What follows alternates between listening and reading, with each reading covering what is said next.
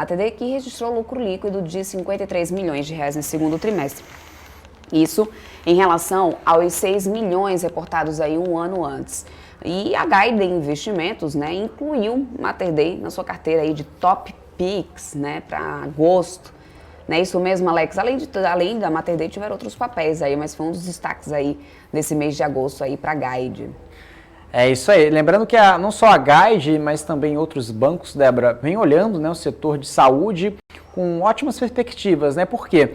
Lembrando que o ano passado foi um momento muito marcado pela pandemia, né, as cirurgias eletivas ficaram suspensas, que trouxeram aí maior relação, né, de custo e também, né, menor margem, ou seja, a companhia conseguiu manter suas margens, lembrando que o ano passado foi um movimento muito atípico. Agora, né, com as cirurgias eletivas voltando ao normal e também, né, ou seja, que traz maior margem, maior geração de caixa e também denomina, ou seja, esse crescimento aliado ao M&A, ou seja, Redditor, né, fazendo aquisições, inclusive, né, aquisições recentes, né, também anunciadas ao mercado. Mater Dei também não é diferente e vem crescendo o número de leitos, consequentemente olhando para frente, né, ou seja, uma consolidação do mercado, inclusive são poucos players, né, grandes, né, nesse segmento aqui no Brasil, que vem mostrando crescimento, né, ou seja, que tem aí ótimos números reportados, como você comentou, Débora. Então, o que nós temos para comentar aqui de Mater Dei no segundo trimestre desse ano? Média de leitos operacionais e ocupação, está falando de uma taxa de ocupação de 74,7%, para quem acompanha diariamente o Covid, né, fala, a taxa de ocupação média, né, ou seja, aqui está falando da taxa de ocupação da Mater Dei, 74,7% dos leitos, tá? Lembrando que os leitos operacionais são mais de 646 leitos, lembrando que no ano passado, na mesma base, era 498, ou seja, vem aumentando o leito, ou seja, vem aumentando a disponibilidade, consequentemente com essa taxa de ocupação maior, eles conseguem também gerar, né, mais caixa, mas também tem que ficar muito atento a custo, né? Ou seja, quando a gente vê aqui a variação do número de pacientes de Covid, aumentou, está ficando 84,3% comparado com 2020, né? Ou seja, vem aumentando ao longo dos últimos trimestres. E aqui os pacientes de Covid-19 no Mater Dei, esse que é um ponto bem interessante, para vocês entenderem a média do primeiro trimestre, que estava bem mais abaixo dessa linha verde mais escura, que está logo acima. A gente está falando aqui de pacientes de Covid-19, né, em torno aqui de 196.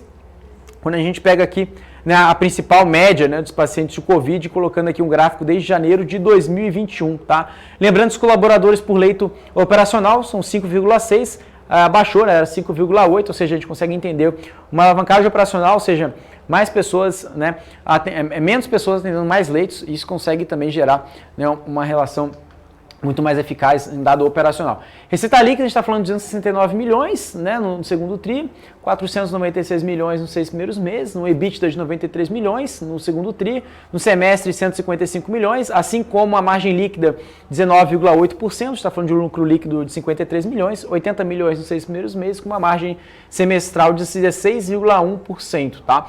Já a margem EBITDA, como eu comentei anteriormente, esses dois principais números, a margem gira em torno de 34,6% no trimestre e 31,3% no semestre, tá? Agora a gente vai falar um pouco sobre a receita, né? A receita da companhia, receita recorde, né? 58% crescendo no semestre para 496 milhões de reais e crescendo 269 milhões, ou seja, a companhia melhorando, né? Desde o cenário do Covid, ou seja, à medida que o Covid vem se arrefecendo, né? Ou seja, a melhoria da taxa de vacinação, a companhia também vem melhorando o ticket médio por leito, ou seja, o ticket médio também, né, de 2,3 milhões para 2,39 milhões de reais, tá? Ou seja, quando a gente compara aqui todos os leitos, né, lembrando aqui com o ano passado, tá? Bom, o que nós temos aqui para falar de custos dos serviços prestados, né?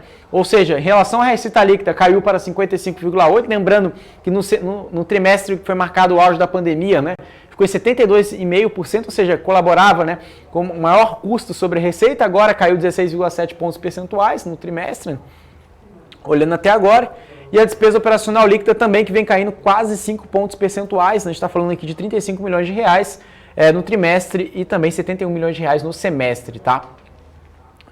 Bom, o que nós temos aqui para falar de geração de caixa? Então, o que a gente está colocando aqui na conta? Menor custo e maior geração de caixa e, ao mesmo tempo, aliado ao maior número de leitos e também, né, a taxa de ocupação também crescente. Essa é a principal forma para a Mater Dei continuar crescendo e também colocar aí nos principais stock picks, né, como a Débora comentou, dos principais grandes bancos e corretoras no Brasil. Essa é a forma que a companhia vem fazendo para crescer o seu caixa, né? Ou seja, a gente está falando aqui de 93 milhões, né, de geração de caixa, lembrando que são mais de 2,8 milhões, né, de stock options aqui que são marcados, né, nesse principal ponto que eles colocaram, crescimento de quase 300% no ano passado, o resultado no ano passado veio bem ruim, então eles recuperaram bastante de forma bem gradativa ao longo dos últimos trimestres, e também quando a gente consegue observar tanto o EBIT nem margem de EBIT também crescendo, né, ou seja, a companhia vai demonstrando resiliência, são números recordes também, tá?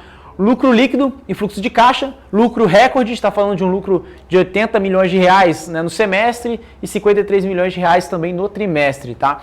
Também fluxo de caixa, que é interessante, né, a companhia ali em março de 2021, 228 milhões, né, eles tiveram ali 1,14 bilhões de reais captados no IPO, então juntando isso com essa fonte de financiamento, com um rendimento de aplicações financeiras 11 milhões de reais, né, um dado bem pequeno, mas representa no total caixa equivalente de caixa 1,3 bilhões de reais, lembrando, né, que a maior parte ali está em aplicações financeiras e caixa 513 milhões de caixa, né, caixas e equivalentes de caixa, tá?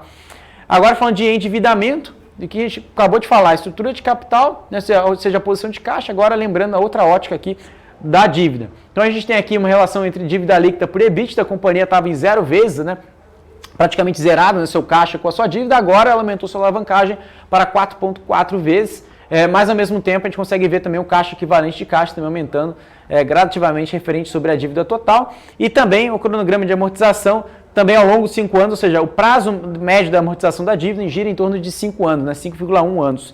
E sobre o total, 43% da sua dívida está, né, em torno ali de 5 anos, 122 milhões, lembrando que 21% da dívida está em menos de um ano, são em torno de 60 milhões de reais, né, ao longo de 2021, tá? Olhando para esse ano, né, o que nós temos aqui, né, a gente não tem grandes números, né, para a gente comparar aqui quando a gente pega o consenso do mercado, a gente tem alguns múltiplos, né, ou seja, a gente vê aqui EV/EBITDA 22,16 vezes em 2021, 13,19 em 2022 e 9,27 vezes em 2023, tá? E olhando para preço-alvo, os analistas, o que nós temos aqui? Banco Safra colocando a R$ 23, são mais de 6 analistas, nenhum analista recomendando venda e nenhum analista recomendando manter as ações da Mater Dei. Banco BTG recomendando a R$ 27 e Itaú BBA a 22, também JP Morgan a 29, também Banco Inter a 24 e por último Bradesco BBI também, Débora, a R$ 25. Esses são os principais, né, preços-alvos dos analistas, lembrando que o preço médio, né, alvo ali, gira em torno de R$ 25 desses 6 principais analistas. Recomendo as ações da Mater Dei, Débora.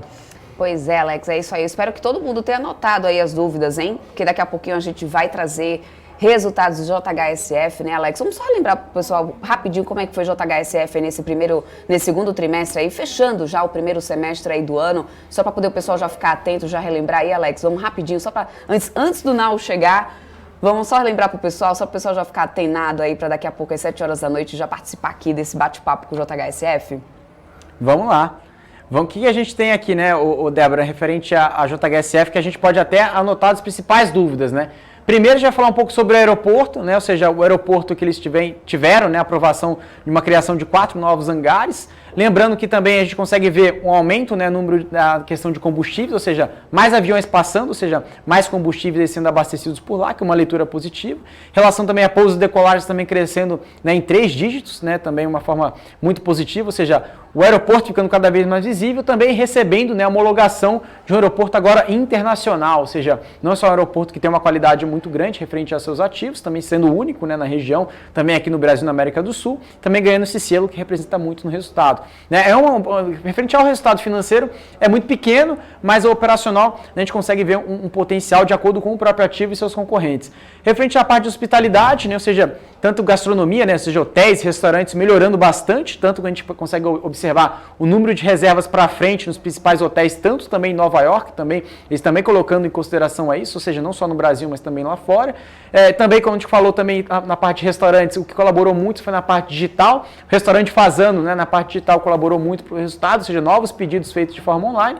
O CJ Shops, né, que também a gente consegue observar tanto na parte também né, toda a parte de alimentação, na parte também de vestuário também crescendo muito forte, colaborou desde os últimos trimestres, né, desde a mudança do hábito do consumidor, que a JHSF que denomina ali, né, ou seja, a maior parte do seu consumidor de classe média, né, não classe média alta, eu falo de alto luxo, né, ou seja, nem médio alto, né, mais para o alto e alto luxo, que tem aí, né, ou seja, que tem um consumo de valor agregado dos seus produtos que compõem o seu portfólio, né. Por último, a gente fala de shoppings, né, a parte de shoppings também vieram números, né, de recuperação, mas o que sustentou o resultado, Débora, que é bem interessante desde o ano passado, foi a parte de incorporação, né, tanto da Fazenda Boa Vista, também de outros empreendimentos, que trouxeram, né, resultados espetaculares, né, desde o ano passado, que trouxe ali, ou seja, carregou, né, a empresa nas costas no pior momento da pandemia, quando os restaurantes estavam fechados, os hotéis estavam fechados, né, o aeroporto por si só também trouxe uma certa recuperação, inclusive até os hangares ficaram ali 100% lotados, por isso que eles tiveram até que fazer essa certa ampliação, mas também tem outros investimentos, né, como a própria Vila XP, que também é muito comentada pelo mercado, e também outras iniciativas que a JHSF também vem fazendo, como compras de terrenos e também olhando novas iniciativas daqui para frente.